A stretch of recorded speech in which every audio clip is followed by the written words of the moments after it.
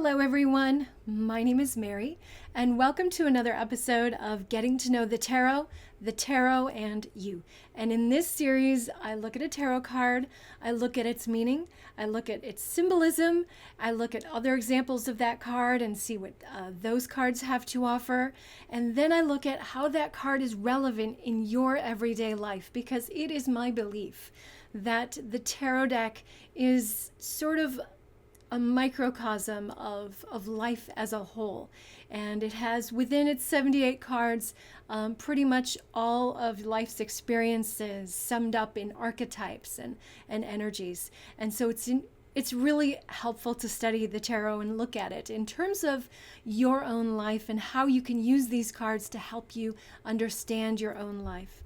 And today's card is the Wheel of Fortune. And this is one of my favorites because this card is just packed with symbolism. There's so much meaning. There's so much symbolism. Let's dive right in. So here we have the Rider-Waite-Smith card, the Rider-Waite-Smith Wheel of Fortune card.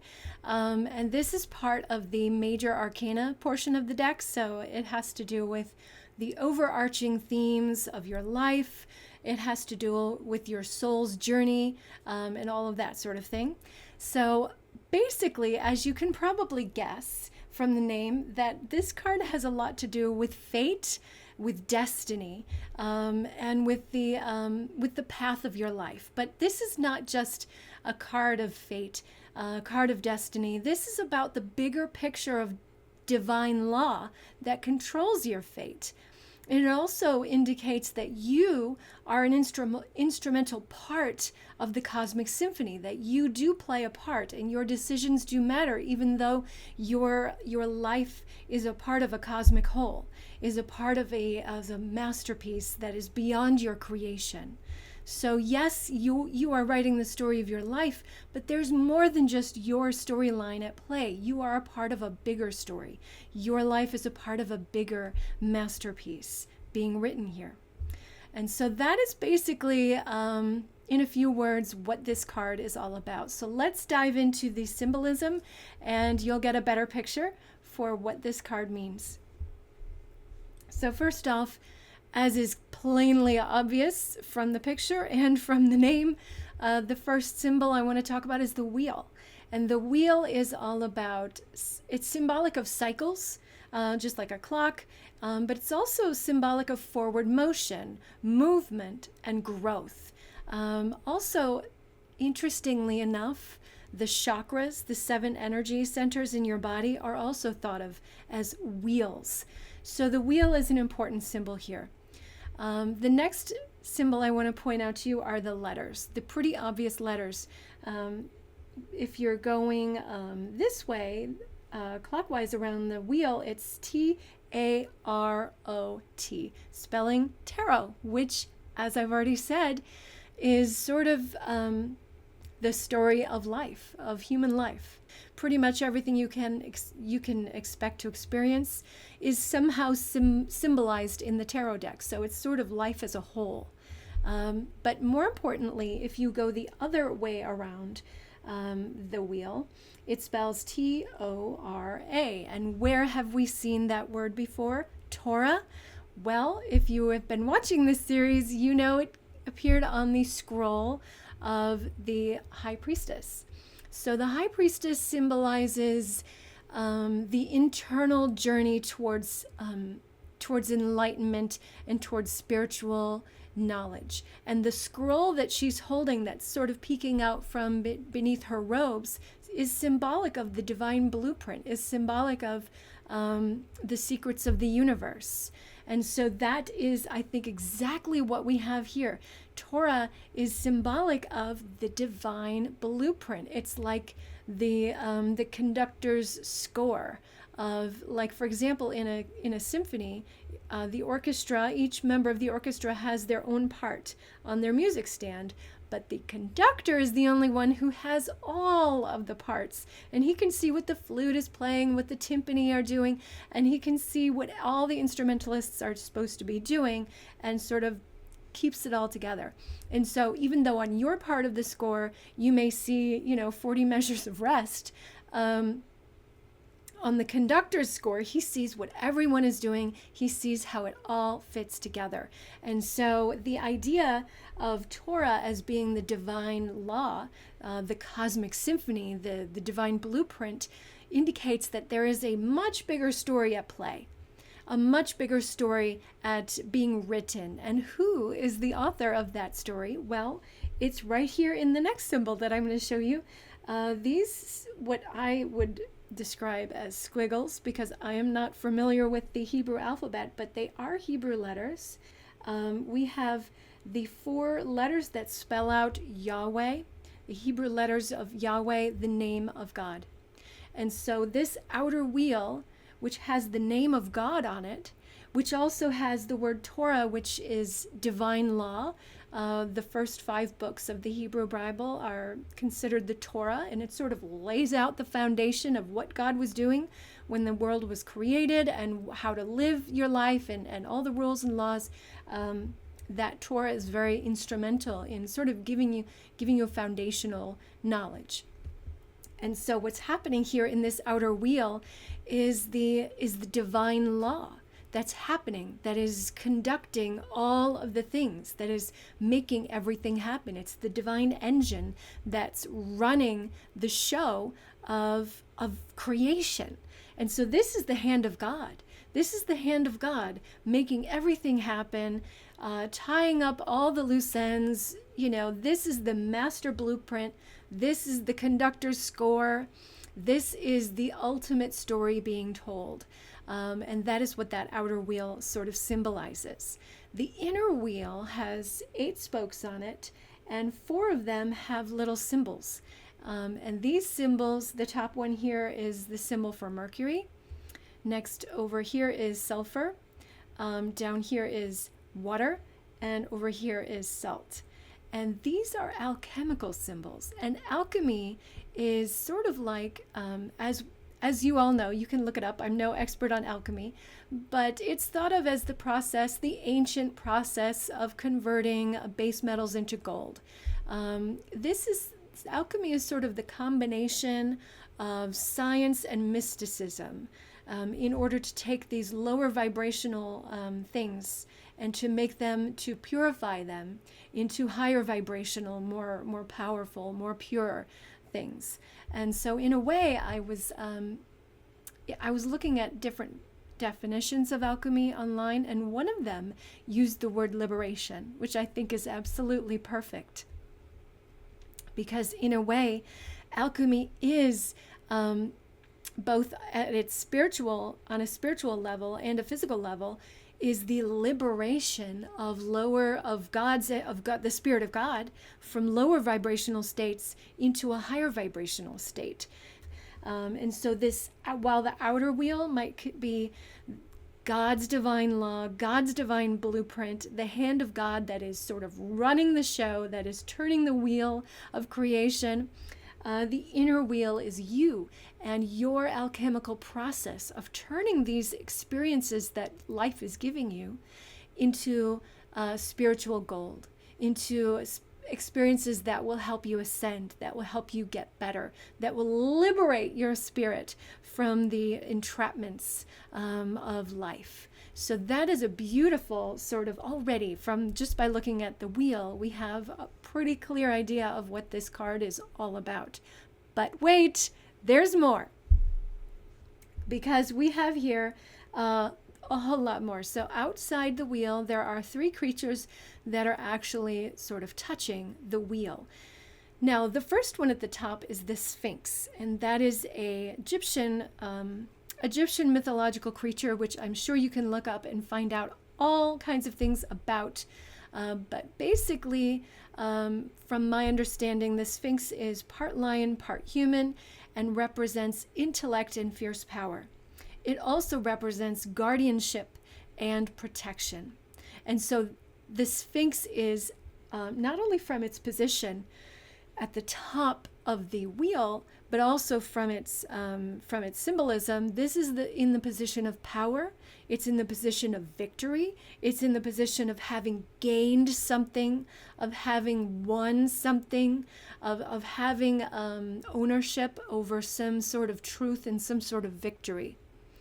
And the sword in his or her hands is the sword of truth. And I see that as the sword of the Saint Michael archangel, the sword of truth, the sword of cutting away what is evil and cutting away what is useless and gaining truth and gaining something valuable. And so this is in a position of victory. This is in a position of power.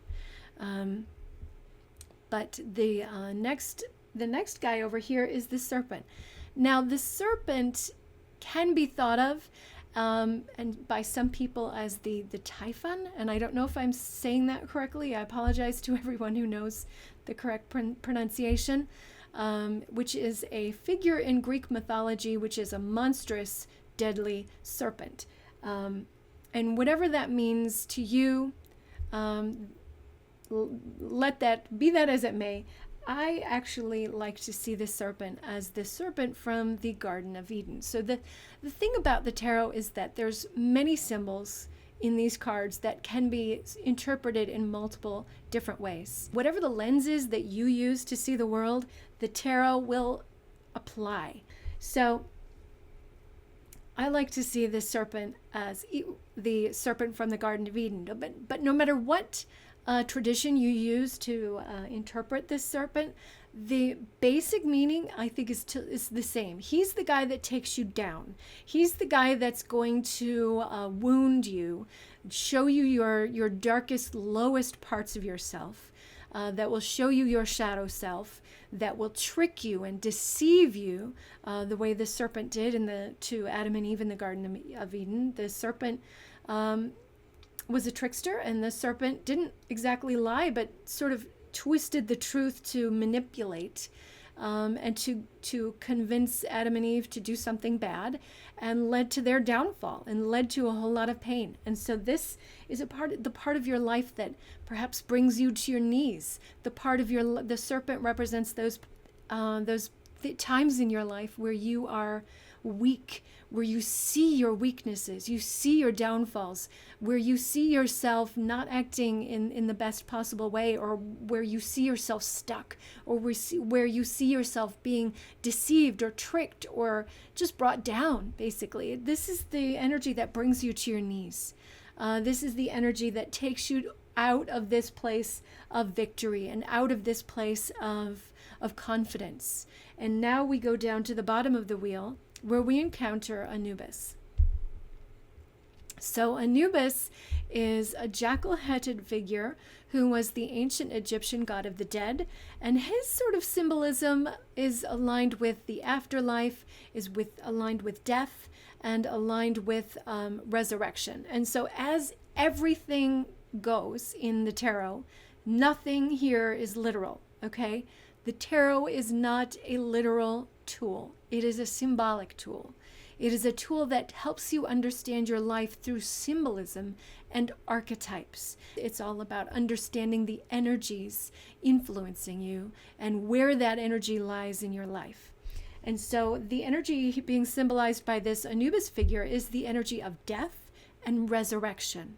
And so after the serpent takes you down, you encounter Anubis, and he is sort of indicating that you have died, that a part of yourself has died. And in the Bible, Jesus speaks about a grain of wheat. Unless a grain of wheat dies to itself and breaks open, it cannot produce anything. But only when it dies and breaks itself open can that grain of wheat become abundant and fertile and produce like infinite amounts of wheat. It can lead to much. It can lead to abundance. It can lead to prosperity. It can lead to so much more, but only when it dies to itself. When the seed is kept, whole and secure, when you live within the bounds of your own ego and never really break out of it, you're never really going to produce anything. But when you die to yourself, when you die to these parts of yourself that you think are keeping you safe, when you see the weaknesses in yourself, and when you give yourself over to that death, then you can rise, you can ascend, you can learn to trust in something bigger. You learn to trust the outer wheel, the God that is sort of guiding your life and orchestrating everything. And you can learn to trust the orchestra leader of God when God points to you and says, now is your moment. The symphony would sound awful if everyone just played their part at their own rate. You need to play your part with confidence and with skill, but you've got to follow the orchestra leader. You've got to follow the bigger picture and how it's moving. And so these three figures show you a cycle of learning, a cycle of death and rebirth. So after the serpent takes you down, you die to a part of yourself, you learn about yourself, and you are resurrected.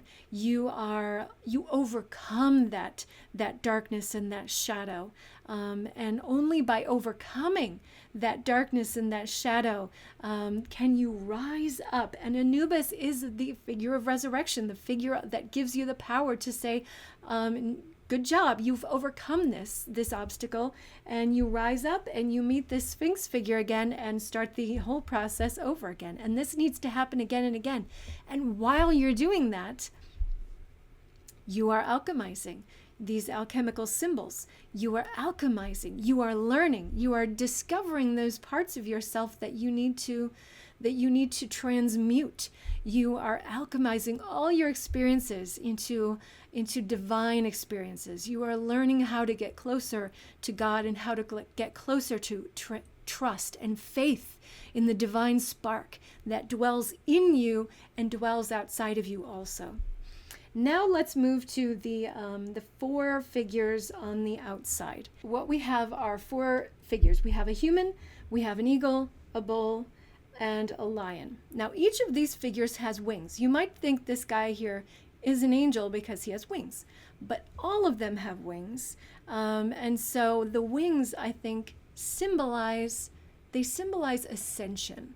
They symbolize the idea of being lifted up, of being given a chance to see things from a higher perspective. And so the wings, I think, might also indicate the four archangels, the major archangels. But these four symbols, these four creatures here have several different meanings. They could indicate the four evangelists. They could indicate the four fixed signs of the zodiac, or they could indicate the four directions or the four elements. So the four directions have, I think, strong associations with shamanic practices. This fixed signs of the zodiac have associations, obviously, with astrology, and the four evangelists have obvious associations with mystical Christianity. And the fact that these four figures are holding books, I think, really drive home the fact that there's information, there's help to be had from these four figures, but also, I think, in my personal opinion, drives home the fact that you can see these figures as the evangelists who each wrote a book of the New Testament. But the beautiful thing about the tarot is that it's up to you to interpret however you want to, and we're going to look at some other examples, some other cards that will show you a different interpretation of the Wheel of Fortune. So let's start up here with the human. The human is symbolic of St. Matthew, the sign of Aquarius, or the element air. The eagle is symbolic of St. John, the sign of Scorpio, or the element water. The bull is symbolic of St. Luke, the sign of Taurus, or the element earth. And the lion is symbolic of St. Mark, the sign of Leo, or the element fire.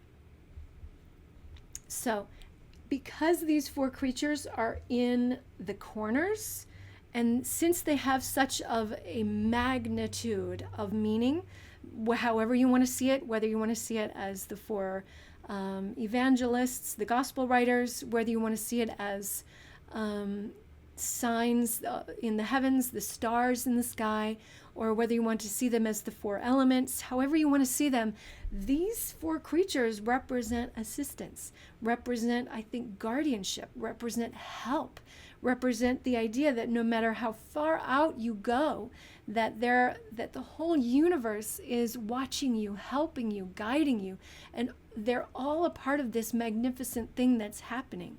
So you are here at the center, sort of experiencing the ups and downs of your cycles, of the cycles of death and rebirth in your life, alchemizing all of your experiences.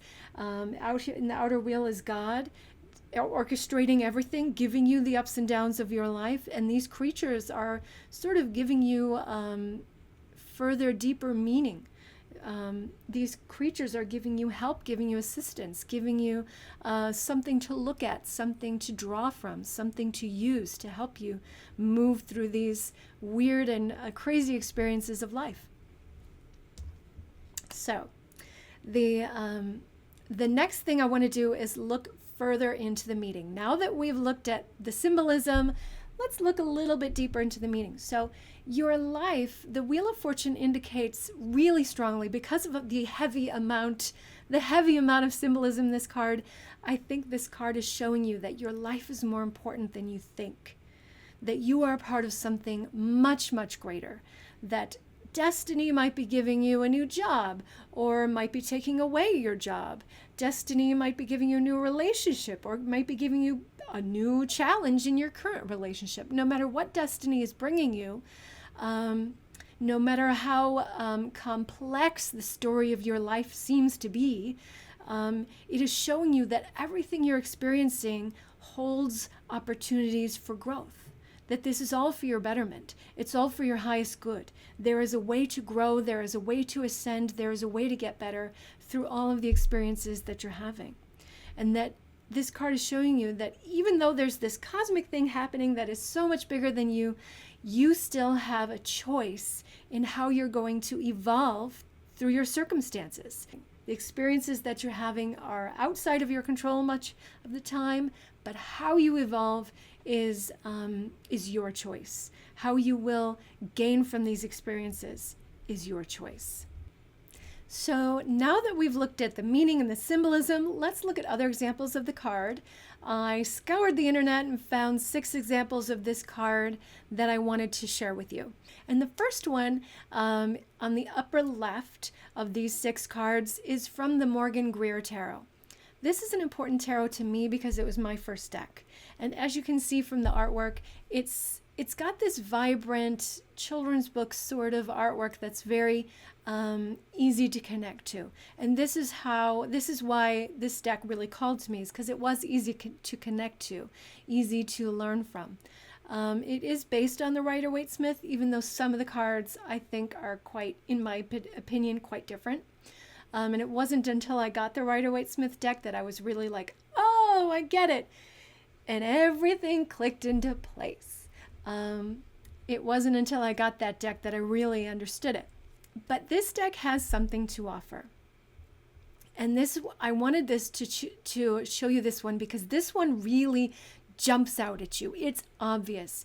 There's this card, unlike the one we just looked at from Rider-Waite Smith, is not cluttered up with all kinds of different symbols. There is one thing happening on this card, and it's very obvious. So there's a hand reaching out from the clouds that sort of would indicate the hand of fate or the hand of God or some greater power. And this hand is turning the wheel upon which people are sitting. And 2 of the people are sitting high. The wheel has just put them at the top of their game. They're wearing crowns. They're sitting on the top of the world. Whereas another person, another poor fellow, has just fallen off the wheel. The movement of the wheel has just taken this guy off. He's not only falling, but he's falling off a cliff. What I love about this card is how impactful it is. That you can see right away that there are ups and downs. That life gives you very tremendous ups and downs that you don't really have a control over, that you're not controlling the ups and downs of your life. But this card does teach you, because of that lack of control that you have, the card teaches you detachment. The next one to the right of that one is from the Pulp Tarot. And this is a deck that uses like 1950s graphic artwork to indicate the pictures on the deck. And the Pulp Tarot, and the Wheel of Fortune from the Pulp Tarot looks like an old-timey board game, which I absolutely love. Now, there is some of the Rider-Waite-Smith symbolism on the card, but primarily I think what this card is showing you is that it's depicting life as a game, that life is a game. And we all know from playing games that it's not, and we've all heard this from our parents, it's not whether you win or lose, it's how you play the game that's most important. And so this is the message of this card, is that it's not about whether you win or lose. It's not about whether you ended up, the billionaire or the homeless person. It's not about whether you ended up, like having the relationship of your dreams or ending up alone. It's not about whether you, won that trophy or never got a chance to win the trophy. It's not about that. It's about how you lived your life. It's about how you're going through the ups and downs. It's about how you're playing the game of life. It's not about the victories. The victories are not going to give you anything, because at the end of the game, you're going to put away the board and put away those game pieces, and so are the rest of the kids. We're all going to put away that game when the game is over. And what we walk away with is the experience, is how we played. Did we have fun? Did you have fun playing the game? That's the question that this card asks you. So this is such a great card to indicate the Wheel of Fortune, because it shows us life is a game, and it's about how you play the game that matters. The next one over is from, the art is by Annie Hallowell. And I'm actually not sure if there's an actual deck associated with this artist's work. Sometimes when I'm doing these internet searches, I find art by, on the website called Comparative Tarot, I'll find a, art by, and then somebody's name. And I don't actually see the deck, and I can't find if there's a deck. So I don't know if there's a deck associated with this artist's work. But the art is by Annie Hallowell, and she has pictured Vivian Lee as Scarlett O'Hara from Gone with the Wind on this card. And that is so perfect. Although I've never actually read the book, I am in love with this movie. I've watched the movie plenty of times. And this character goes through such incredible ups and downs. She is a vibrant character with a very dynamic way of living her life. She is, when sometimes she's on top of things, she is snooty and she is conceited, or sometimes when she's on top of the world, she's very pouty and she doesn't have enough and finds something to complain about.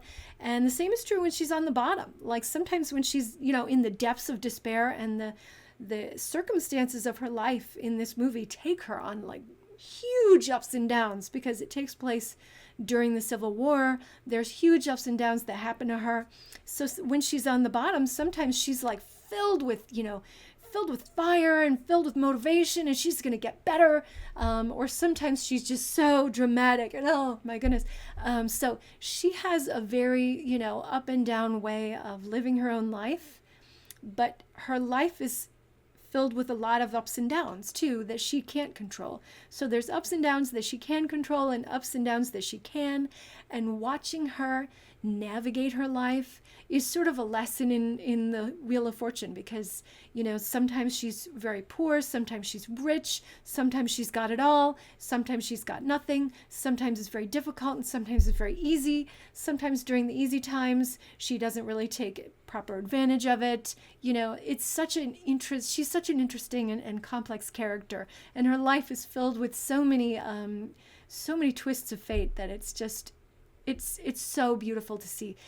This card shows us that she is a very powerful player in her life, no matter how difficult her life gets. And that's what I think we're meant to learn and meant to see, is that we can be a powerful player in our own lives, no matter what our lives are really offering us. So the next one on the bottom row is from the Tarot of Oneness. And the Tarot of Oneness is a deck that places you in the first person point of view of each card. So you are the one sort of participating in the action of the card. And so you're sort of in oneness with the energy of the card. And in this card, it shows you are standing at the entrance of a labyrinth. And a labyrinth is a device which, if you've never been in a labyrinth, traditionally it's a circular sort of maze in which you cannot get lost. It just takes you on a journey of twists and turns to the center, and then you walk that same journey of twists and turns out again. There's no getting lost. It's just sort of a meditative practice. And if you've ever walked a labyrinth with a prayer in your heart or with an intention or in sort of a meditative state, it really can help you sort of peel back the layers of the onion of yourself. It helps you get deeper into yourself. It's a physical tool with a spiritual outcome. And what this card is showing us is that there will be twists and turns, but it's up to you to gain from them.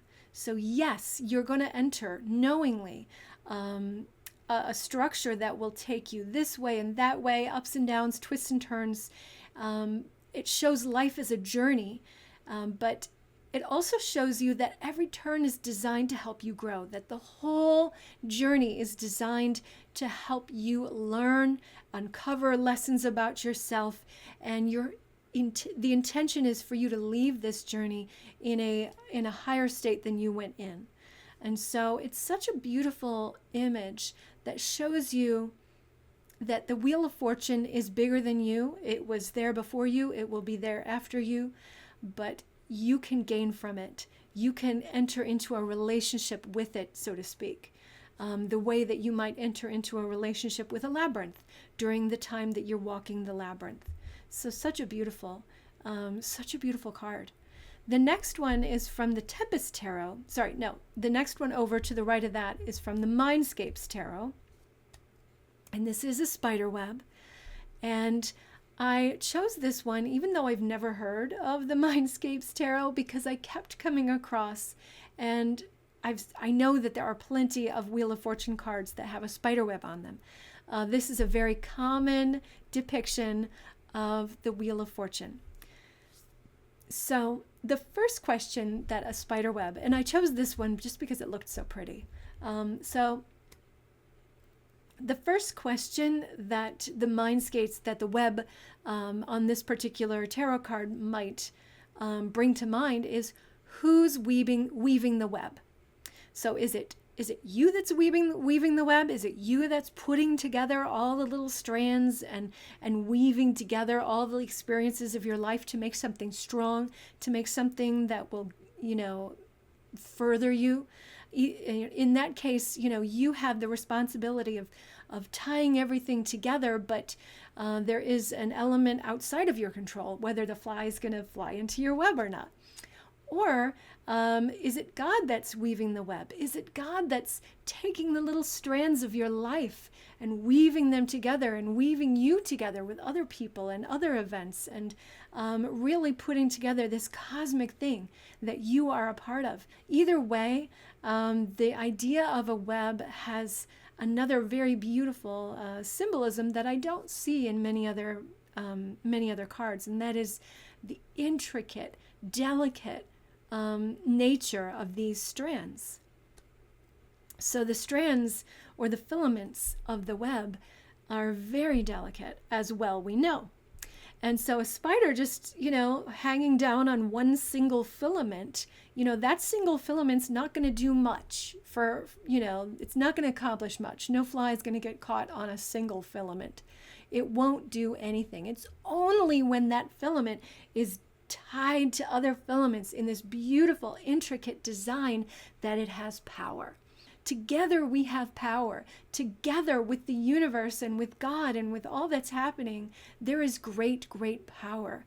You might not see the power when you're investigating the little experiences, the individual moments in your life. You may not see how it has so much power, but it does. So I really love how together these strands though they may be weak individually, together they make something stronger. And it really shows us the interconnectedness of life, the interconnectedness of all the little strands of life.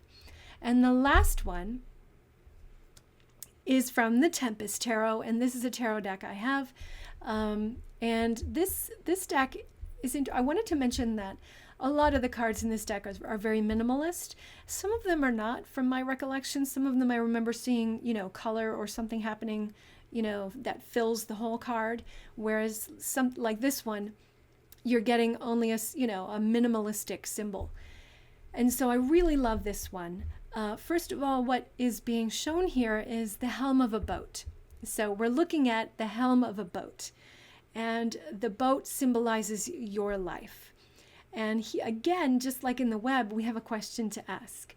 Who is guiding the boat? Is it you that has your hand on the wheel? Are you guiding your boat? In that case, then you have decisions to make over, if you're going to go that way or this way, or, if there's a storm coming, or how you're going to get to the destination, or if it's God that's got his hand on the wheel. If it's God that's guiding the boat, there's this element that's outside of your control, but still it's up to you to decide, where you want to go and to decide on your destination. And I will talk about that in a moment. So the question is, who's guiding your boat? Either way, whether it's God or you, there is an element that is definitely outside of your control, and that is the sea. The wide open sea with its waves and its storms and its pitfalls and the Bermuda Triangle and the strange places that you may not want to go in, and difficult places that are hard to navigate. So the sea is sort of this big thing that's outside of your control that you are sort of riding. You're riding the waves of the sea. You're in your boat. You're trying to get to your destination, but there's something bigger that's happening that is outside of your control. Another symbol on the card is the rope. And the rope is intertwined in the spokes and the handlebars, I don't know if that's what they're called, of that helm.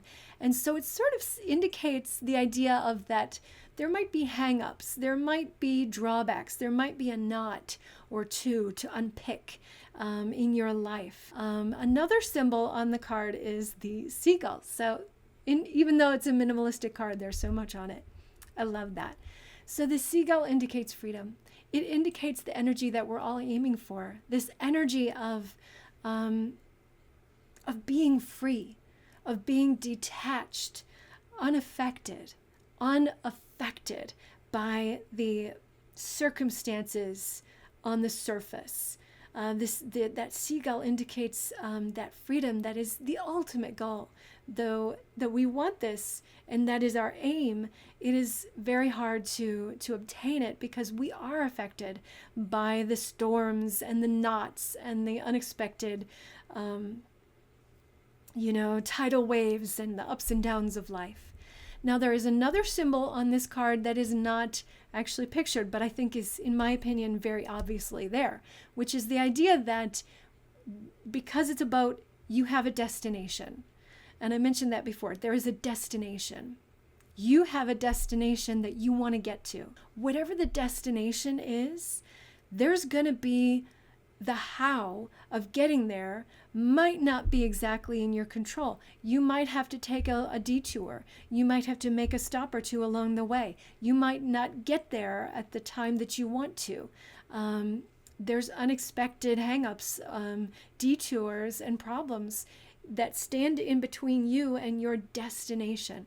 But the idea of a destination is definitely pictured on this card. So these are the 6 Wheel of Fortune cards that I chose. Each of them has something different to show you. Each of them has something beautiful to offer. Now, the final part is the relevance to your real life. How do we incorporate Wheel of Fortune energy into our everyday lives? How is this card, which is obviously so filled with symbolism and meaning, how is it relevant in the everyday occurrences of our lives?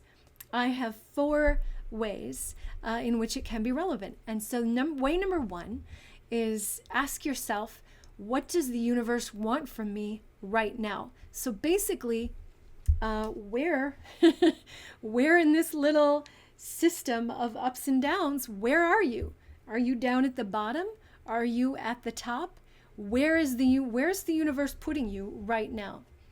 I remember reading a book of sermons by Paramahansa Yogananda, who is a guru of Kriya Yoga. There are several books filled with his sermons, and there's one in which he's talking about that God has you where you are on purpose. And I remember being very struck by that if God wanted you to have a different job or be living in a different city, you'd be there, basically, is what he said. And that took me aback, because at that time I really wanted to be living in a different place or working at a different job. And it was sort of like a slap in the face almost, that, oh, God wants me to be here. Well, in a way, yes, because you're here where you are on purpose, or let's say there is a purpose to where you are. There is a lesson for you to learn. Whether the inner wheel of your own decisions put you there, or the outer wheel of God's machinations, God's grander scheme of things, no matter what it is that puts you where you are where you are on purpose. And so the first way this Wheel of Fortune can be relevant in our everyday lives is to ask ourselves, what does the universe want from me right now? Why has the universe or God put me where I am? You are where you are on purpose. What is that purpose?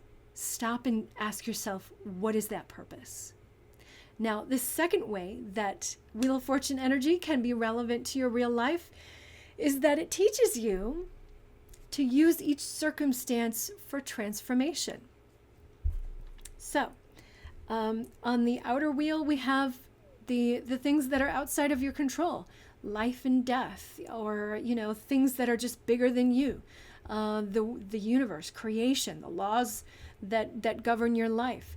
But the inner wheel symbolizes your decisions and whether you will learn or won't learn from your decisions and from the events of your life. So the second way this card is relevant is it teaches you to use each circumstance for transformation, to really focus on how you can transform, how you can ascend, how you can stop and see your own patterns. And that requires you to surrender, accept, and allow your circumstances to change you.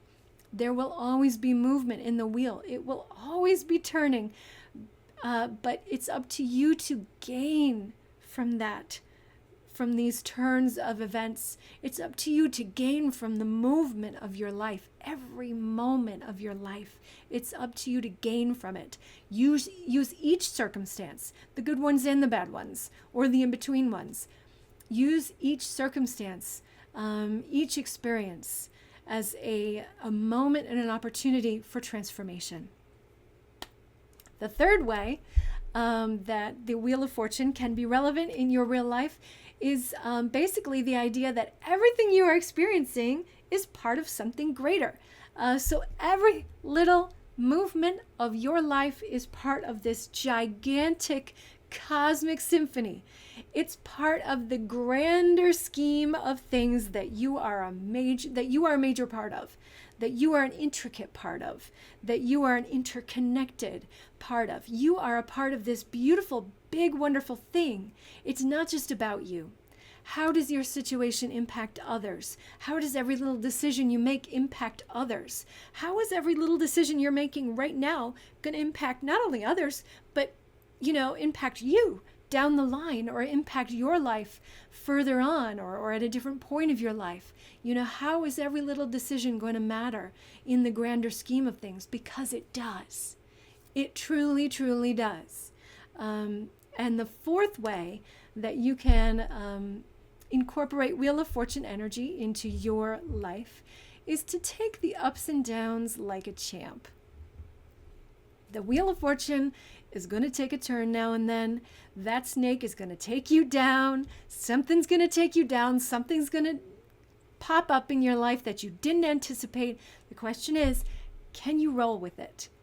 Can you roll with it if this downturn in your life happens and takes you down into the depths of your darker side, or takes you down into a challenging situation? Can you roll with it? Can you go with it?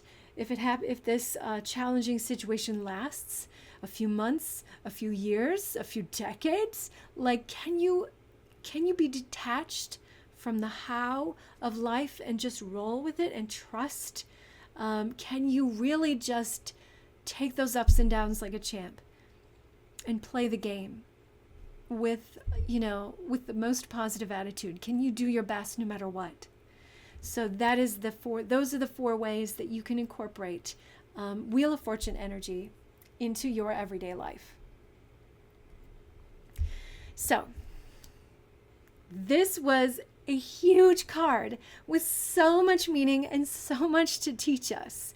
I absolutely believe that it has the power to help you go forward, to help you move forward in a way where you're understanding the interconnectedness. Like if you were to just remember the Wheel of Fortune card, even just once a day, even once a week, just sort of remember, oh yeah, my life is an intricate part of a cosmic symphony. God is guiding all of this. It's up to me to transmute and to accept the circumstances, to accept each hurdle as a necessary part of my growth, as a necessary part of my path. If you can just look at that card and remember it even just once a week, I really feel like it's going to be helpful. I know for myself, this is one of the most important cards. It's one of the most, each card, as you will see, is important because it all points to something in your life. But this one has so much meaning. Anyway, I like to end each video with a prayer. And my prayer for you and my prayer for me and my prayer for all of us is that we learn to trust the ups and downs in our lives, that we learn to make contact with Almighty God and hold on to the hand of God no matter what is happening in our lives, and to learn and grow from every experience. Amen, amen, amen. May God be with you always. Thank you for stopping by. I'll see you next time. Bye.